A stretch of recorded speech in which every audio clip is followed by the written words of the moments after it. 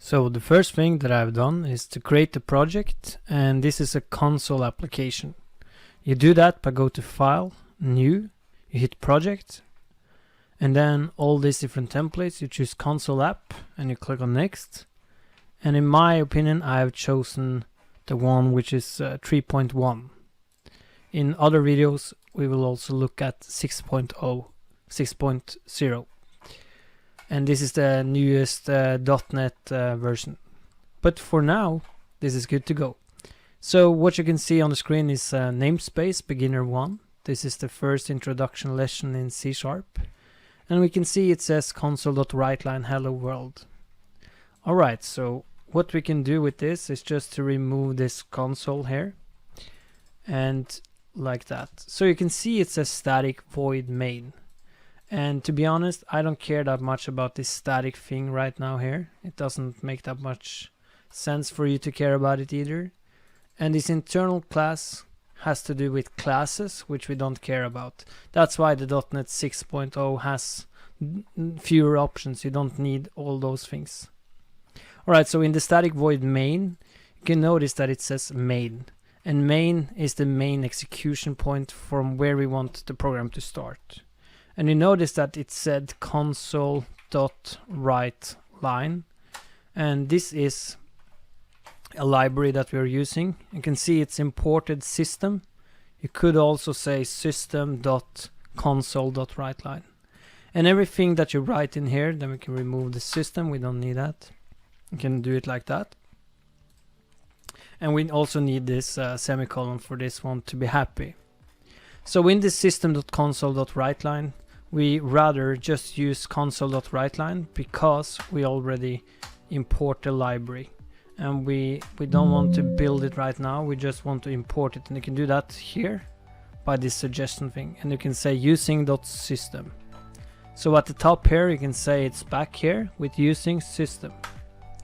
So inside of this console.writeline, we can say hello and then world. But that's a bit boring. We right on want to learn about something called variables. And a variable is quite easy to understand. So the thing though is that a variable can hold something, like a container. So I just want to draw something on the screen here, and I will draw like a bucket. So inside of this bucket you can have like stuff. You can have let's say sand if you want. So if we have sand in the bucket, we are storing stuff in the bucket. But this bucket could also be empty, meaning that we don't store any sand in here. So it's just an empty bucket. So just to explain really easy or briefly how this works in terms of memory, the computer stores these things inside of the computer's memory. So somewhere between the memory location, we have a pointer to this bucket. And whenever we go into this, the computer does it for us, we don't need to think about this too much. We can get out the value of the bucket, and in this case it will be sand, right? But we want to store something better than just sand. That's too much in Sahara, so we can just store like our name. So let's say that the name, your name, you can just say your name, and when you type it like this, we can store this value into our bucket. So we can store it in like here. And whenever we open this bucket, we would see the name. So this would also be somewhere in the memory location in the computer. So this is the computer's memory location. So what we would like to do now is just to create this variable. You can think about it like a bucket. Just say war. And we could either say bucket just to make it clear, and we could store like a string. So we can see by this string thing here that the bucket contains a string. We could be more specific by saying string, and you would know that this is really a string. So if we would try to store it like an integer inside of the string, it will complain. But if we change it to be a variable, then it will be fine, because then it will assume that this variable is an integer. So to be specific, we would say string, but then we can't store a number. We need to store something like our name. So here I'm just going to say like Thomas. So Thomas is going to be inside of the bucket in the computer's memory. So the your name now is going to be Thomas. So Thomas will be inside of this bucket. And the thing now is that Thomas is inside of here. So if we now, instead of printing hello world, we will just print Thomas or the bucket.